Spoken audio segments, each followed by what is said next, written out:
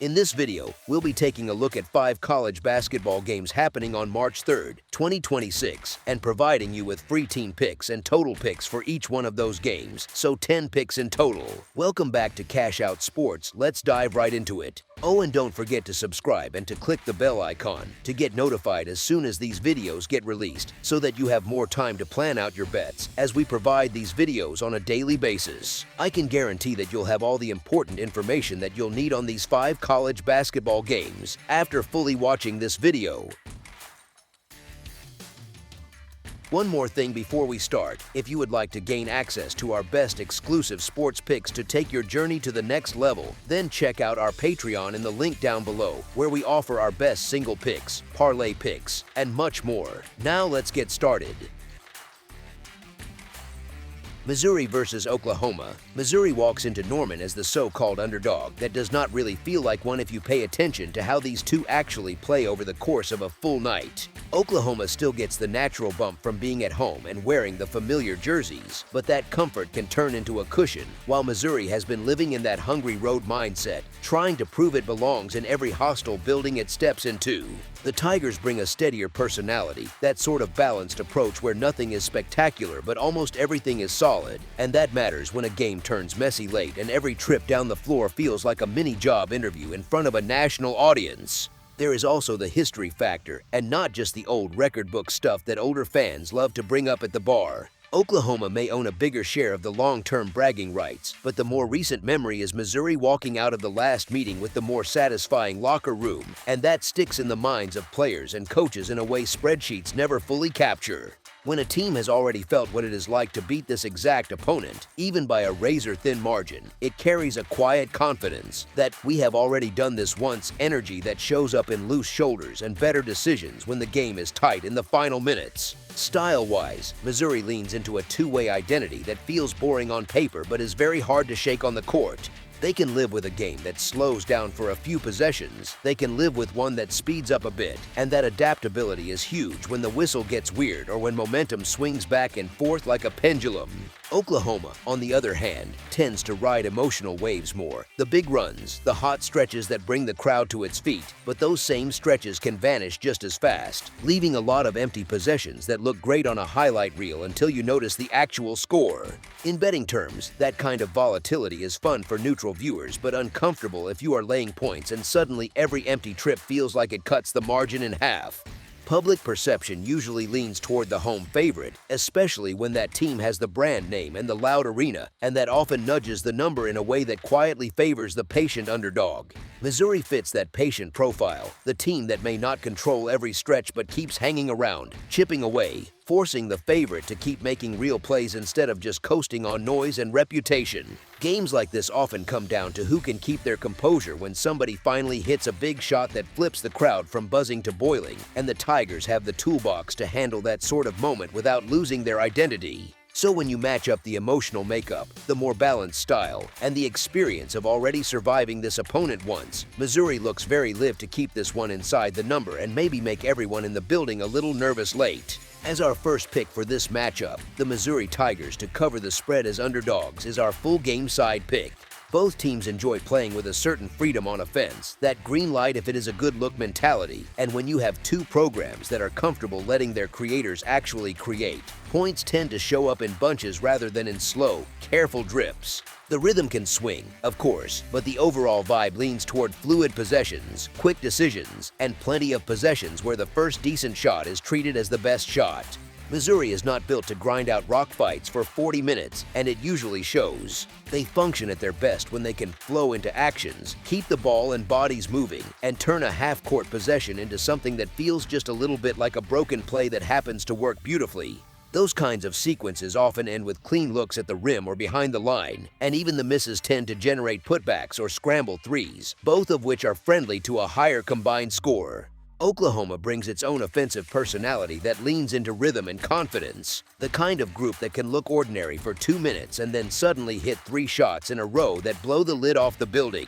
That hot and cold nature is frustrating if you are rooting for long defensive stands, but if you are just cheering for points, it is pure entertainment. One made three in front of a loud home crowd can feel like gasoline poured on a small spark, and suddenly both teams are racing up and down trying to answer each other, almost like a pickup game where nobody wants to be the one who slows things down.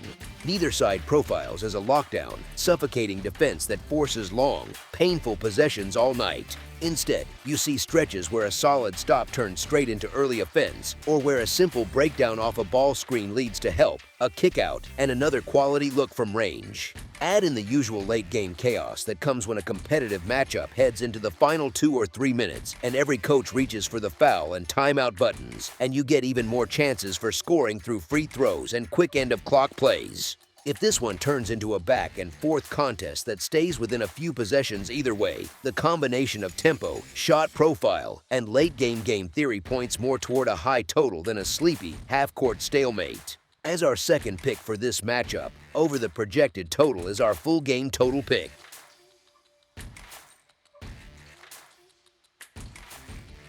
Vanderbilt versus Mississippi. On paper, this matchup looks like your usual case of a ranked group visiting a struggling one, but the story underneath is a bit messier and a lot more interesting. Vanderbilt walks into Oxford with a record of 22-7 overall and 9-7 in league play, carrying national respect from both the polls and the advanced numbers that keep placing them inside that top 20 conversation. They have built that reputation with the kind of profile that travels, a top 15 scoring attack that hovers in the high 80s, top-tier offensive efficiency, a double-digit average scoring margin, and a slick assist-to-turnover ratio that tells you they share the ball and usually finish the trip with something useful instead of a wasted possession. It is not just pretty analytics either, it is the way they impose structure on a game, spacing the floor, keeping the ball moving, and forcing opponents to keep up for 40 minutes instead of just standing around and hoping the shot clock bails them out. Ole Miss sits on the other side with a record of 12-17 and 4-12 in the conference, which sounds rough until you look at the chaos they have created along the way. This is the team that has decided other people's plans are optional, pulling home wins over Alabama, Mississippi State, and Florida, then jumping into that wild double overtime shootout with LSU, and even sneaking a late-season win at Auburn. They are basically living as the league's resident plot twist, competitive enough to ruin someone's week, but inconsistent enough that you never quite know which version shows up. The numbers mirror that personality, around 75 points scored and 76 allowed, a razor-thin margin that screams coin flip basketball, full of 1 or 2 possession finishes that look thrilling on ESPN but maddening if you are trying to trust them.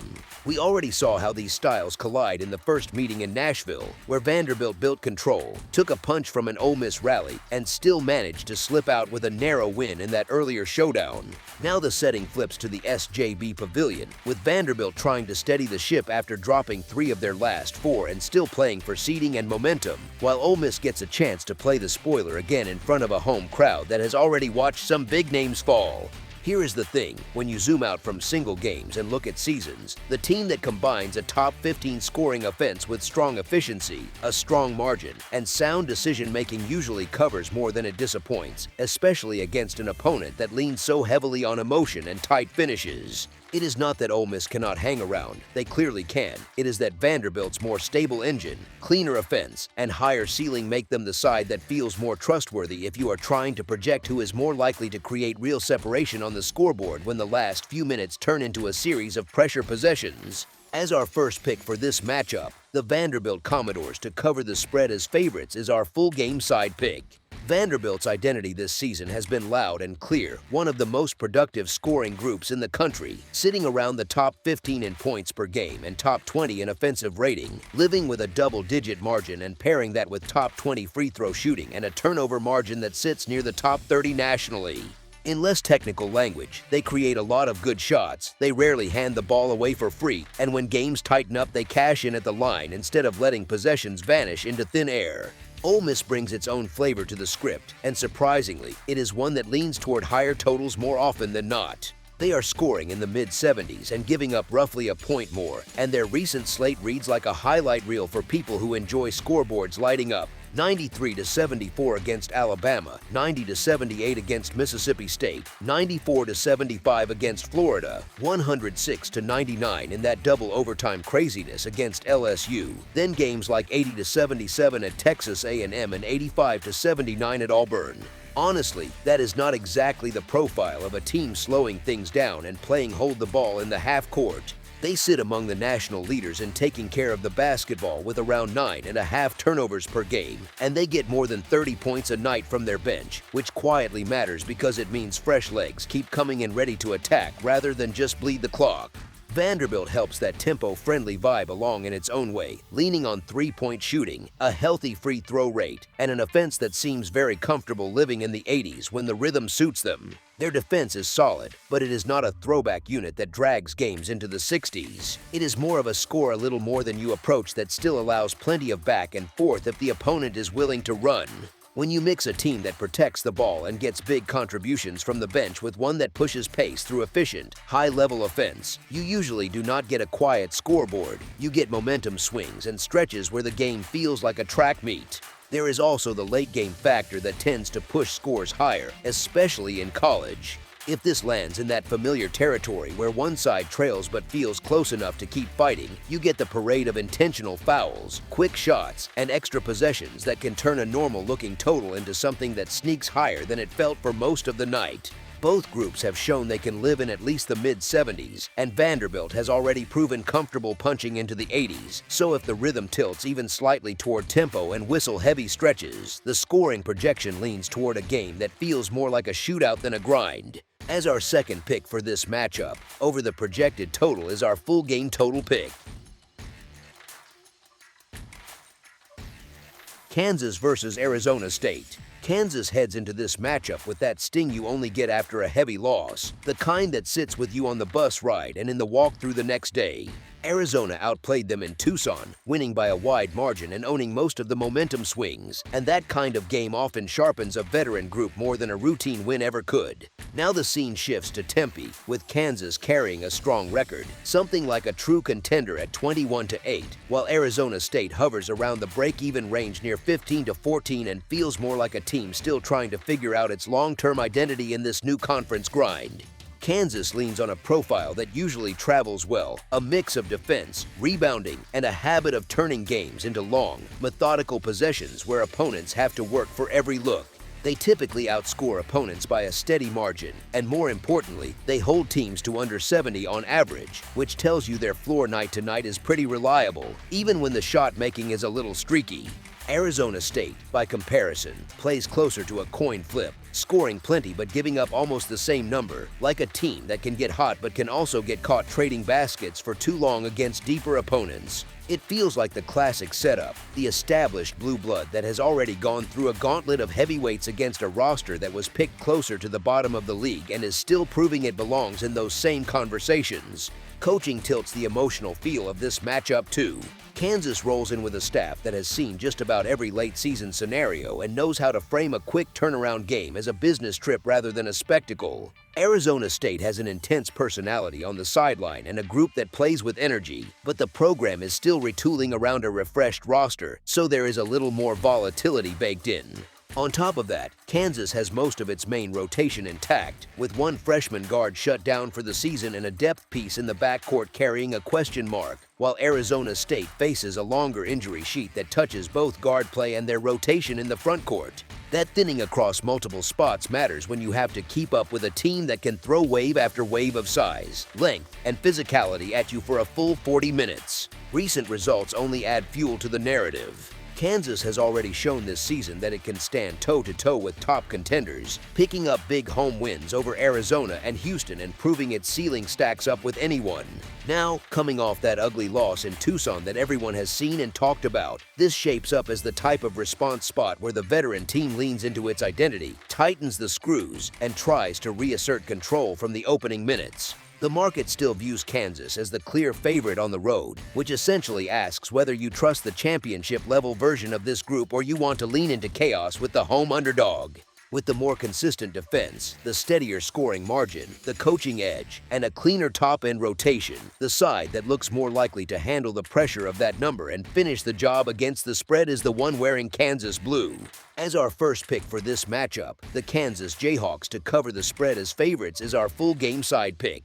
Both teams can put points up, that is not in doubt, but their full season stats paint a picture that is a little more grounded than the highlight clips might suggest. Kansas sits in that mid-70s range on offense while holding opponents in the high 60s, which creates a solid but not wild-scoring environment most nights. Arizona State lives in the high 70s on both sides of the ball, scoring plenty but allowing slightly more than it scores, so many of its games land in that messy, entertaining middle, high enough to feel lively but not always blowing past inflated expectations. The recent rhythm of Kansas games is a big clue.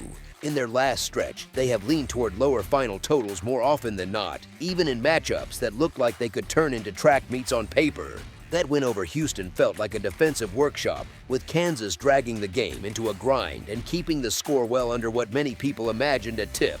Trips to places like Texas Tech and showdowns with physical teams like Utah have often ended with results sitting under the number on the board, not because Kansas cannot score, but because they prefer control over chaos when it really matters. Even that loss in Tucson, which looked and felt up-tempo at times, still wrapped up shy of the kind of fireworks that the pregame projections hinted at. Arizona State, for its part, has been living in a band of scores that often land in the 130s and low 140s in league play, especially as the season has worn on.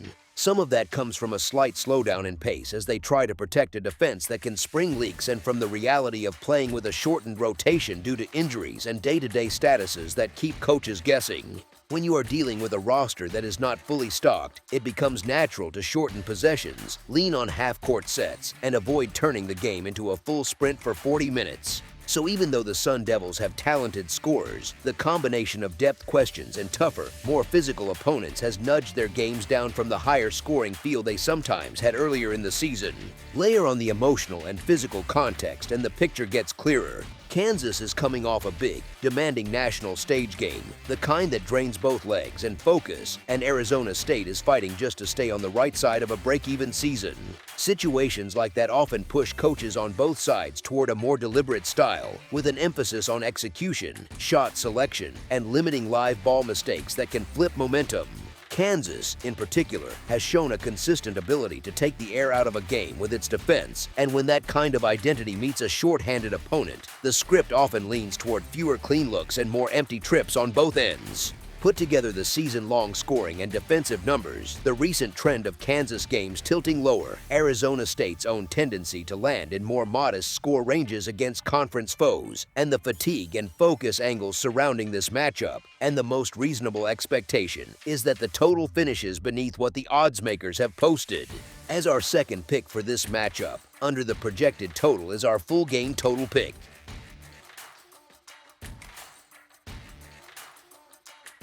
Brigham Young versus Cincinnati. Brigham Young shows up with the louder reputation and the cleaner-looking season line, something like a 20-9 type campaign that sounds great in a quick highlight reel. Cincinnati, though, is sitting on a 16-13 shape that hides a lot of what has actually been happening on the floor.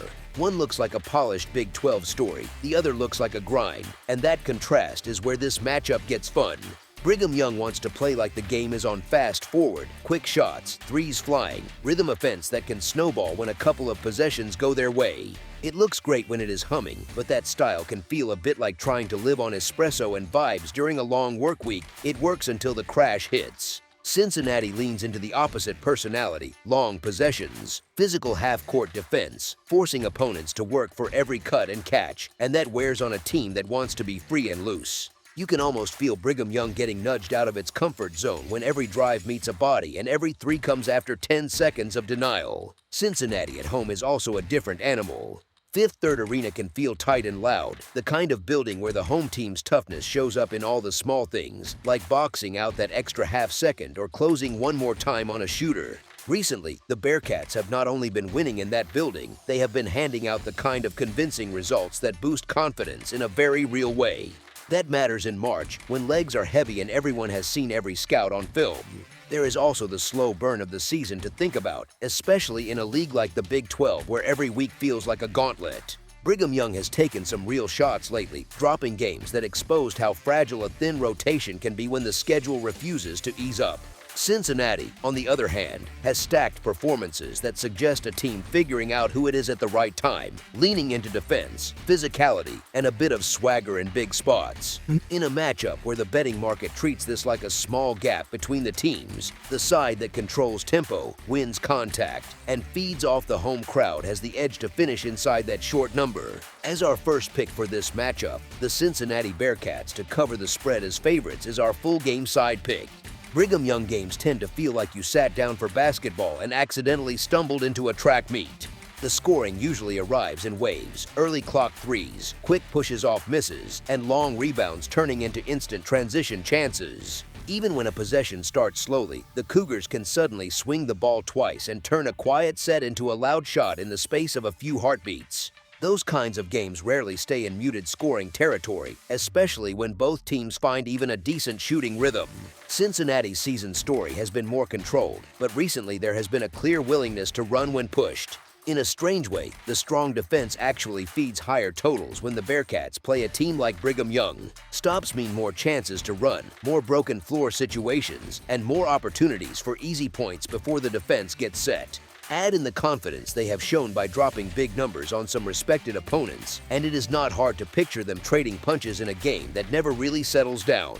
There is also the late game script to think about. In a tight contest between two competitive Big 12 teams, the final minutes often turn into fouls, free throws, and extended possessions. Each whistle stretches the game, each trip to the line adds points without time coming off the clock, and suddenly what felt like a normal scoreline starts creeping higher. If the game tilts toward a frantic finish, with both coaches managing timeouts and trying to squeeze out extra possessions, the total can benefit from that chaos. Brigham Young's defensive profile plays into this as well.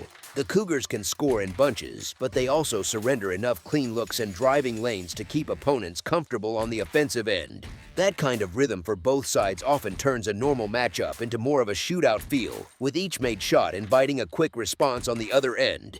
When one team loves pace and the other has shown it can hang in that style more than people might expect, the safer expectation leans toward a scoreboard that gets plenty of use. As our second pick for this matchup, over the projected total is our full game total pick.